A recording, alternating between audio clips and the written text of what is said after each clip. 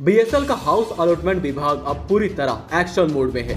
Township में अपने आवंटित क्वार्टर को थोड़े पैसे के लालच में किराए पर देने वाले कर्मचारियों और अधिकारियों के खिलाफ कड़ी कार्रवाई शुरू हो चुकी है। 5 नॉन एग्जीक्यूटिव कर्मचारियों पर गांच गिर चुकी है, जबकि कुछ अधिकारियों पर ट्रांसफर की तलवार लटक रही है। टॉप मैनेजमेंट के आदेश पर हाउस अलॉटमेंट विभाग संदिग्ध क्वार्टरों का फिजिकल वेरिफिकेशन कर रहा है और नोटिस भेजा जा रहा है। सूत्रों के अनुसार अब तक लगभग 500 क्वार्टरों को चिन्हित किया गया है, जिन्हें नॉन एग्जीक्यूटिव से लेकर जीएम स्तर के अधिकारी किराए पर दिए हुए हैं। बीएसएल ने बाहरी लोगों से अपील की है कि किसी भी कर्मचारी द्वारा किराए पर दिए जा रहे क्वार्टर ना ले। बीएसएल के टॉप मैनेजमेंट ने साफ आदेश दिया है, नियम तोड़ने वालों के खिलाफ जीरो टॉलरेंस।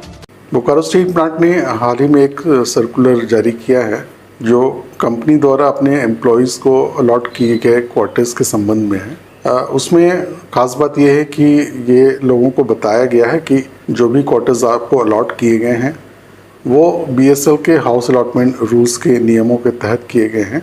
और उसमें एक विशेष बात यह है कि हाउस अलॉटमेंट रूल्स में ये स्पष्ट रूप से ये वर्णन किया गया है कि कंपनी के आवास जो हैं स्वयं कर्मचारी और उनके परिवार के इस्तेमाल के लिए हैं।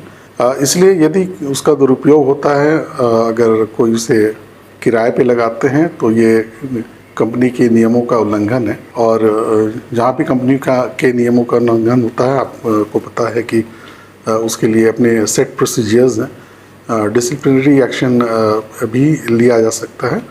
तो इस सर्कुलर का मकसद ये है कि लोगों को अवेयर करना और साथ ही उन लोगों को अलर्ट भी करना कंपनी के नियमों के बारे, ताकि कंपनी द्वारा अलॉटेड क्वार्टर्स का सही उपयोग हो सके। पर किराए पर मकान देने पर, उनके आवास देने पर, उनको जो अलॉटेड आवास है उसको किराए पर देने पर जो सख्ती बरत रहा है, उस पर क्या कहना चाहिए? सुनते हैं 4-5 नॉन एग्जीक्यूटिव्स का ट्रांसफ़र भी किया गया प्लांट में, प्लांट के बाहर भी।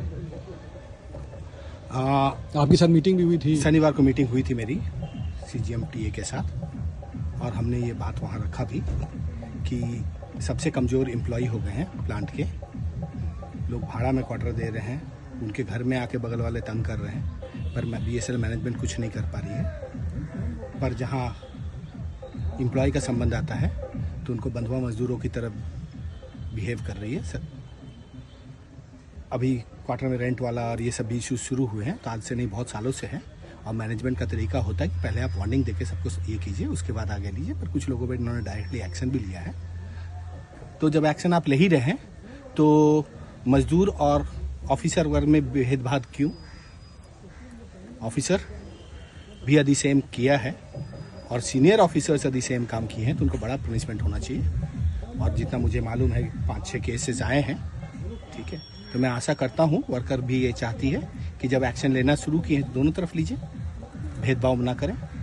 बीएसएल में करंट बोकारो के लिए सुरेंद्र कुमार के साथ SP रंजन।